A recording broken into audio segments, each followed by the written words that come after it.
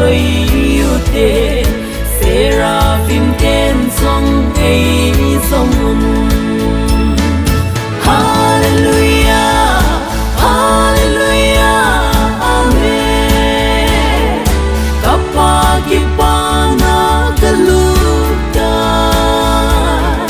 giao van haling vai te na okaza uve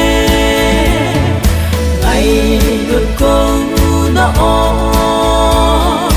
na kipon na mun nam mi te dia rồi sinh nhìn hin rồi nung na nghe paka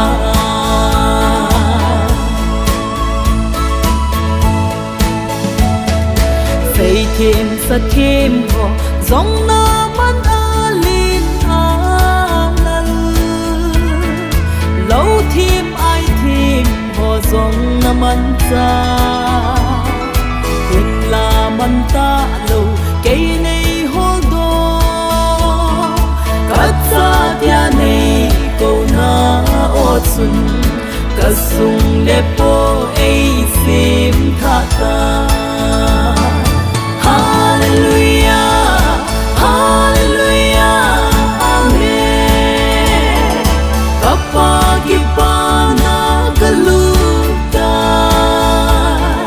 giao van haling vai te na okaza uve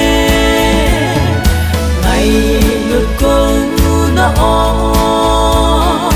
na kipon na mun nam mi te dia rồi sinh nhìn hin rồi nung na nghe paka.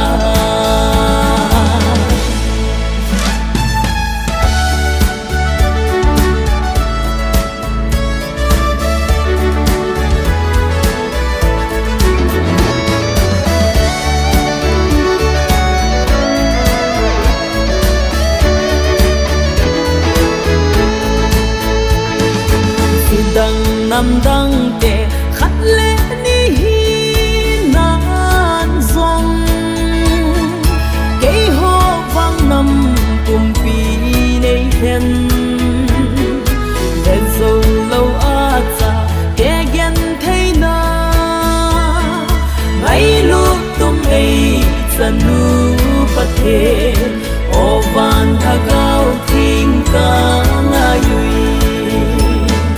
Hallelujah, hallelujah, amen. Kapagipana kaluta giao van haling vai te na okaza uve ngày được câu na o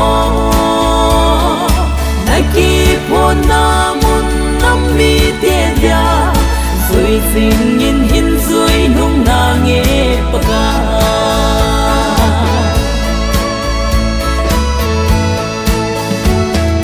Kim vàng kapan ngành lút ấy cô na o ca ra in nam pum pi ấy cô về cắt ra te vil din ka hung tai ati kalung thim sung mun a o nge hong seng in nei ki vop pi singin. Hallelujah, hallelujah, amen. Kapagipana kaluta giao van haling vai te na okaza uve ngược câu na o na kipon na mun nam mi te dia rồi sinh